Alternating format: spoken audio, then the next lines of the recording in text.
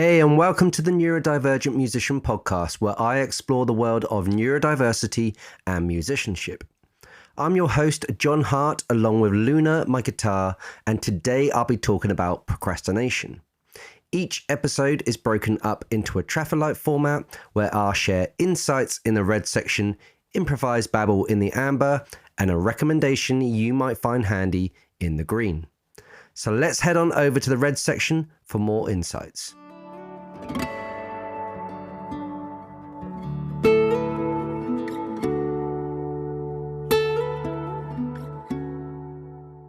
So as musicians, we often wear many hats, from composing melodies that touch the soul to mastering intricate instrumental techniques that captivate our audience. But in this dynamic journey, we've all encountered the sneaky companion known as procrastination. Yes, that's right, the one that has us delaying tasks, even those that are crucial to our creative growth. Procrastination in its simplest form is the art of postponing tasks, sometimes even those tasks that hold significance. For us musicians, it's more than just a fleeting thought. It's an experience that can hinder the harmonious flow of our creative process. While we strive to strike the right chord between composing, practicing, and performing, the spectre of procrastination can sometimes derail our rhythm, and this can happen in all areas of life as well. But let's take a moment to understand why we as neurodivergent individuals might find ourselves more susceptible to this seemingly frustrating habit. Our brains thrive on novelty and excitement, seeking the next thrill around the corner. Thus, when confronted with a task requiring prolonged concentration, our minds can wander off, seeking more stimulating activities like Siren's Call. Social media can become a rabbit hole, and projects remain half-finished as we jump from one idea to the other, perpetuating the cycle. Additionally, the fear of not measuring up to our own high standards can be paralyzing. As musicians, we pour our hearts into our work, and the thought of falling short can lead to avoidance. Perfectionism, a trait many of us share, becomes both a driving force and a stumbling block. But remember, progress, even if it's imperfect, is the true essence of growth. Now let's embark on the journey of combating procrastination. A path paved with intention and strategies that resonate with us as musicians and individuals navigating life's rhythms. Dividing tasks into smaller, bite-sized portions can be a game changer. As we tick off those mini milestones, we create a sense of accomplishment that propels us forward. Whether it's practicing a complex guitar riff or composing a few lines of lyrics, each small step contributes towards the grand symphony of our progress. This happens in maybe some life goals as well, maybe some business goals. We just got to break them up into bite-sized chunks. Crafting a structured schedule can breathe life into our daily routines. By allocating specific time blocks for different tasks, we're training our minds to focus when it matters most. Consider those moments of spontaneous creativity. They're valuable but need to be woven into a structured fabric to ensure consistent growth.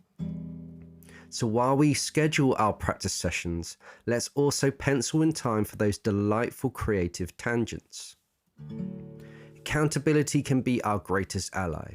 Sharing our goals with friends, mentors, or even on social media adds an external layer of motivation.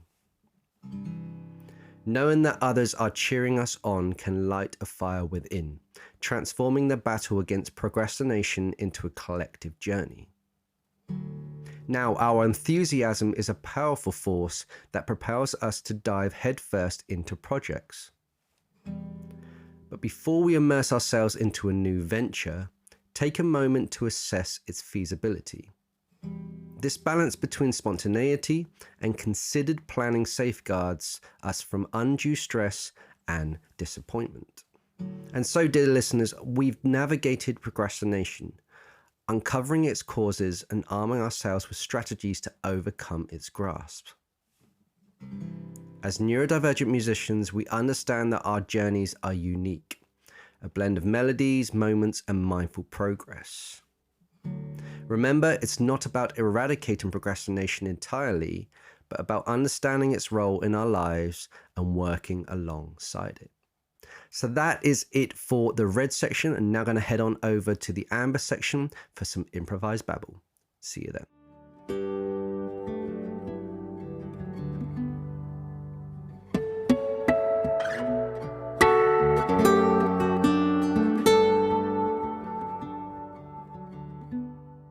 Okay, so we're now into the amber section.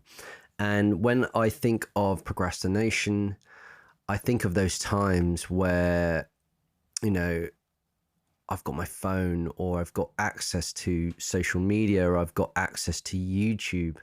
YouTube seems to be one of those where it's just a ridiculous rabbit hole. And I think you can get this on TikTok, you can get this on Instagram, you can get this on Facebook, where especially short form content these days, where you're viewing it and then you're like, flick to the next one, flick to the next one, flick to the next one. And I've had times where, you know, I try and switch off in the evenings because I just not very productive. So I start watching a TV show, you know, and I start to see what's on. But the problem is, you know, you start watching one TV show, then you go to the next one, they start bringing out new series. And then before you know it, you're in a host of lots of TV series. And that's where my brain then starts to get very easily distracted. And I shouldn't put myself in that place where I should be watching these TV shows, but sometimes I need to watch a TV show in the evening to switch my brain off. And because I've tried books, I've tried other things, but I just seem to get this switch off with TV shows. But anyway, after I've finished that, I then go to my phone, and before I know it, I'm like, oh crap, I've just wasted half an hour to an hour flicking through lots of different things, watching videos that I've watched before, like sketches to this, to this, to this, knowing full well that this is no good for my brain. And that is procrastination. I'm procrastination, like not going to sleep. So before I know it, I'm going to sleep at like 1:30 in the morning. And I'm like, this is a weekday. I've got children. What am I doing? Because I'm going to wake up groggy. And that's going to make me even worse, you know? If I'm trying to go on a health kick, then I'm going to eat more. If I'm going to try and see if I can focus on work, I'm going to procrastinate more because I'm more tired. So it's like this vicious cycle where I will procrastinate in the evening and I end up staying up later, and then I'll have a bad night's sleep, which will make my procrastination worse. And this is almost like I've got to preach what I teach. You know, I don't want this podcast to feel like everything about this is positive and stuff as well. It's like, no, I want to kind of give you the reality of neurodivergent musician life. And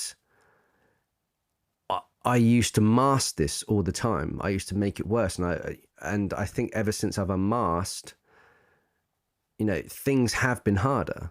And since I've gone through the crises as well, you know, I feel like I used to have this real strong resilience and energy and drive and determination. And I think these things come in pockets, especially energy and focus time and concentration. And the problem is I found with procrastination is, you know, I might have written in my diary certain things. I might have written out the things to do for the day. But I then get to my computer and I'm like, why is YouTube up? Why am I watching YouTube? And before I know it, I've watched it for 10 minutes before I go and do something. Or, you know, you go and check your emails and I'm like, actually, I should be doing productive stuff. Like, for instance, to record this episode today, I started at 9 a.m. Today, and it's taken me till about 10 o'clock to start recording this episode. And the reason that is because I'm just faffing around. And it's because I had a bad night's sleep last night, because I stayed up till 1:30 and I'm groggy, and, I've got coffee, but there's that groggy feeling. It's like a hungover feeling, not as bad as a hangover, but you just don't feel yourself.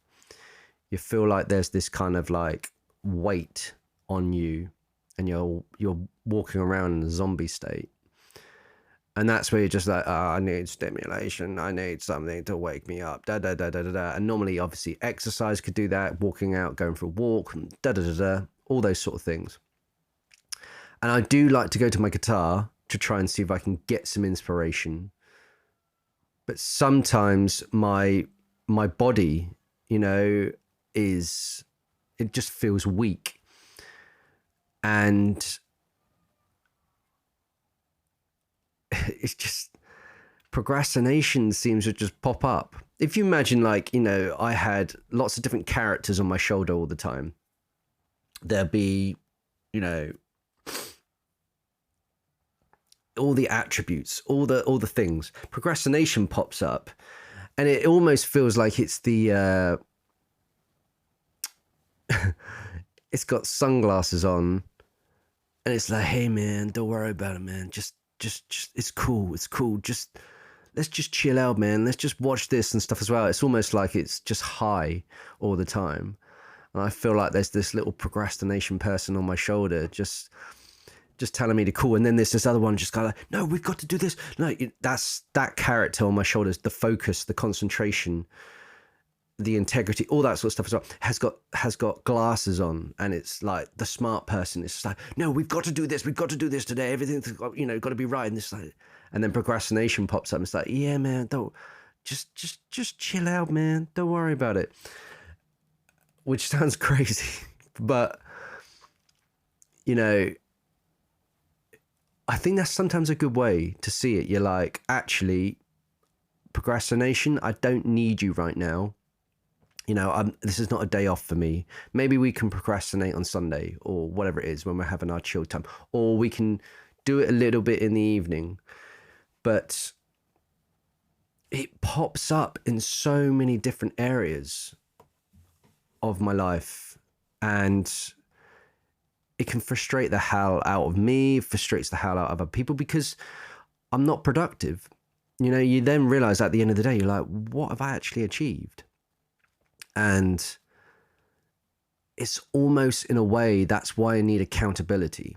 So accountability is, for me, is where I've set up things. So for instance, if I've got a gig, so I've got a gig this weekend coming up, and I've got to travel to a venue, and I've got to play for 2 hours.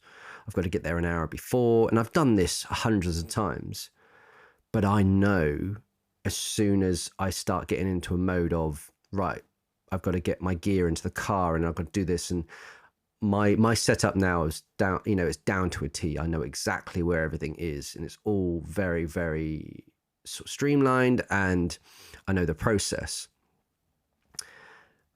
And the great thing about having something like that is, I've also already been paid. So I'm like, right, there's a commitment there. I don't want to let anyone down. I've got to get there on time. I've got to get petrol. I've got to get my clothes done and things as well. So there's this focal point that I'm like, pressure. Slight pressure in a way that it's not going to harm my mental health, but I know I've got to be there. And I think probably working for myself, being self-employed, that, it can fuel procrastination. But if you're also in a job that you don't love, and you're constantly stuck in your head, and your heart's not connected to it, it can fuel procrastination. And that's where I've quit jobs, or I've been fired from jobs. I've been all over the place because I've procrastinated. I've been a cheeky bastard in so many different areas. When you start scrolling on your phone you think you're self-soothing, but actually I'm self-indulging, and it's like this addictive quality that's starting to kick in, you know. And I've gone through mild addiction in lots of different areas of my life, and I think when you can admit that to yourself, you're like, do you know what? I have an addiction with my phone. I have addiction with gadgets, and I think the next generation coming up at the moment, I can see it. It's like, how do you disconnect that? I can see it in my children, like devices everywhere, and when they don't have access to it, like they don't see boredom. And you know, I remember being bored, and it's it's a crazy feeling. You're like, I need to do something, I'm so bored. And that's why I used to go to my guitar, and then I'd end up, wow, this is something where it's really authentic, it's really natural, because it's not harming me, it's actually doing me a lot of good.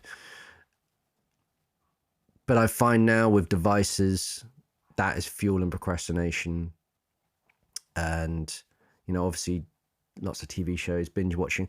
It's almost like, you know I need discipline. It's like I need discipline for my instrument to become good at it, and I need discipline in some other areas of my life. I need integrity. I need to be, you know, I need to commit to myself. And do you know what? I do. But I know all the other symptoms that we've talked about in this podcast. Things fall off the cliff very, very easily if I do something stupid.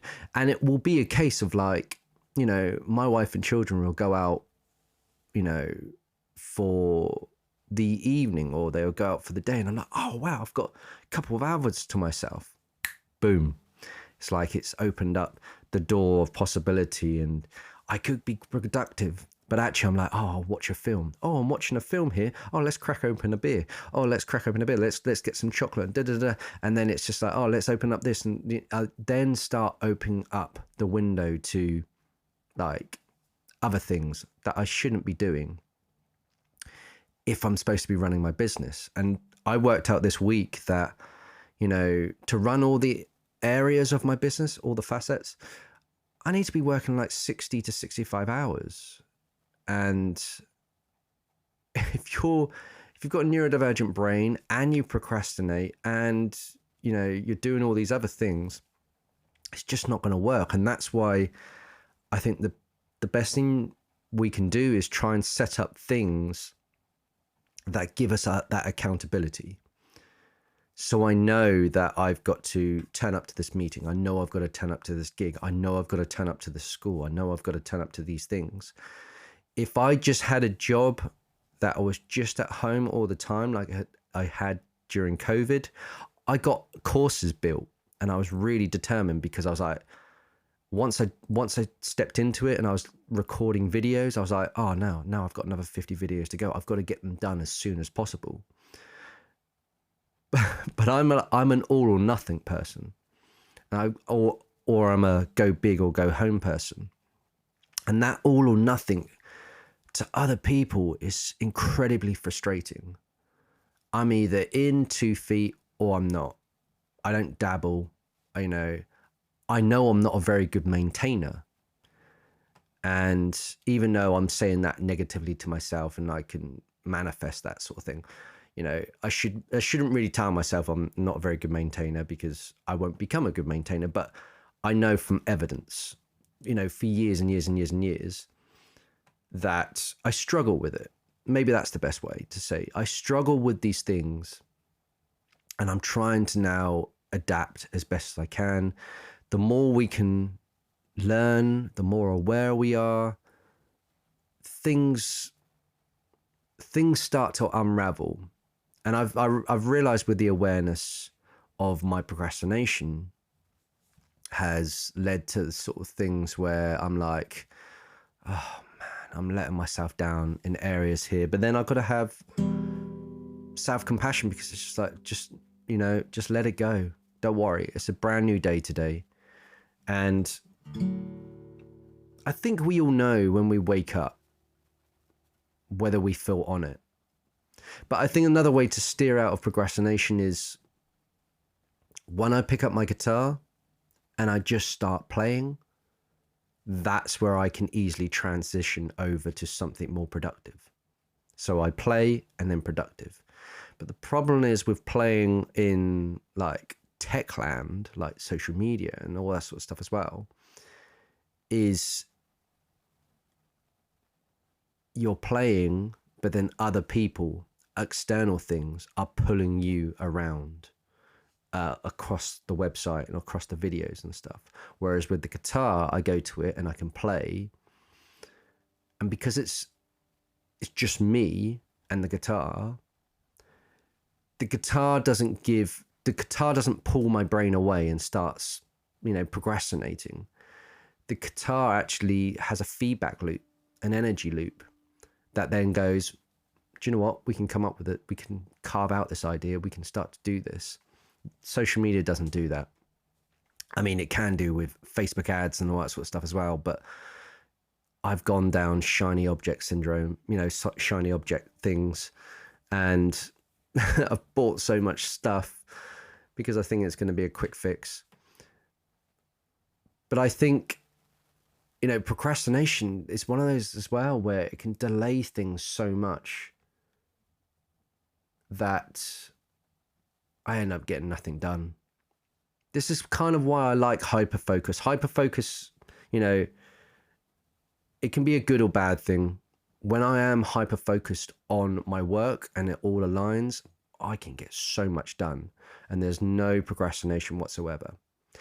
When I'm hyper-focusing on something I shouldn't be doing, I'll hyper-focus, but then because I've wasted an hour, it's opened the gates to procrastination. And then I then waste even more time. And it's a sneaky bugger because, if you think of that character where I put my glasses on, I'm just like, right, okay, I'm going to do this stuff as well. And then I start getting stressed or I start getting anxious or I'm not really doing what I'm doing. Procrastination will pop up and go, hey man, don't worry. Let's just take a break. Let's just go and, let's just go and check out this YouTube video. Let's go and, is there any new films coming out this year? What's happening with this? What about that theory about that TV show you're watching at the moment? What's going on Facebook? And then before I know it, I'm like, I've spent more time scrolling and watching videos and highlights of whatever football match and stuff as well than I have focused on the work I'm doing. And if I'm supposed to be doing 60 to 65 hours a week, I'm not even touching that. And it does help if you've got a routine. I do feel if there's a routine set out, it can cut out procrastination more because I seem to have this interrupt in certain areas. Or when I'm driving, actually, driving allows me to openly, think and allows my thought process to move. So, and that's happening naturally. It's almost like it's procrastinating. It's in a way where I'm driving, but I'm my whole thought process is going round and round and round. And then by the time I then arrive at my school and things as well, I feel like I've got all of that thinking out of my system. And then I get into the work that I need to do. It doesn't happen all the time. But I think, again, it's awareness. It's awareness of this. What actually is the cause of me procrastinating? When you pick up your guitar or you pick up your instrument and you're just not feeling it, is like, what's the reason behind that? When I go and sit at my desk, even though I've got a list of things that I've got to do and I've got to do this and I can do this, and I'm just staring at the screen as if I've just zoned out. What's going on? Why has that happened? What am I feeling right now? And I think that's the only thing we can do. And I think sometimes we've just got to take it on a day-by-day basis.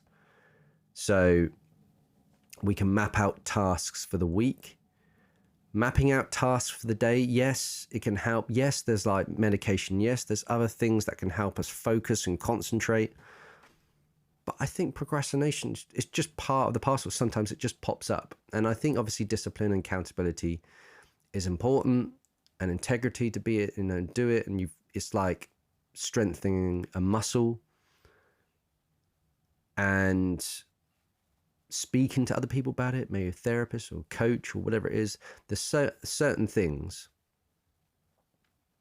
but I tend to feel like it goes around, in cycles. I'm either on it or I'm not, and there's no in between. So yeah, those are my loose thoughts on procrastination. I'm now going to head on over to the green section for a recommendation. See you then.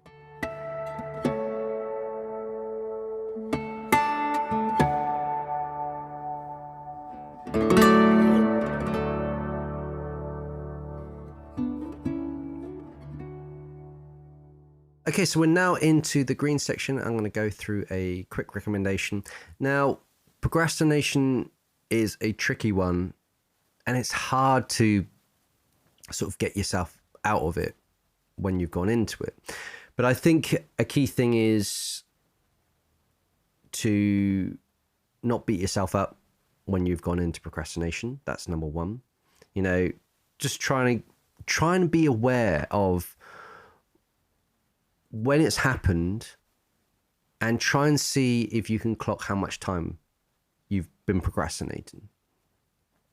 And then maybe if you're procrastinating another time, you can shorten the time. Because I think it's one of those things, if you've been procrastinating for a long time, it's like if you've been eating for a long time, you then want to go on a diet, things are not going to happen overnight. You can't just strip out everything all at once. If we've got bad habits, we've got to just try and see if we can, play around with them, so we then eventually transition them over to good habits. We can't go cold turkey and all these things, because we revert back very, very quickly. So there are two things that I have been testing out. One is that Google Chrome has an extension called Kill Feed. I think it's called Kill Feed Exterminator or something like that. And what you can do is when you go onto social media like Facebook or Instagram or YouTube, it will cut out the news feed. Now, as musicians, especially as, career musicians, active musicians out there, if you're trying to build your career or, build up your music act, we need to use social media. So we can't avoid it. But what we can do is eradicate the newsfeed. And this Chrome extension is really easy to set up. I think there's a few out there, but I got the one called Kill Feed Exterminator or Kill Feed Eradicator or whatever it is. And you can set up the platforms that you go to regularly. So I've got like Facebook, I've got Instagram, I've got YouTube, I've even got things like BBC Sport, I've got Sky Sports, because I love sports. I love all sports as a spectator. And there might be other things, like Amazon or like, whatever it is that you keep going back to all the time. It could be a news website, and I find myself that news websites fuel anxiety for me. Unless, and sports websites can as well, because, if our team loses, then I'm not in a good place.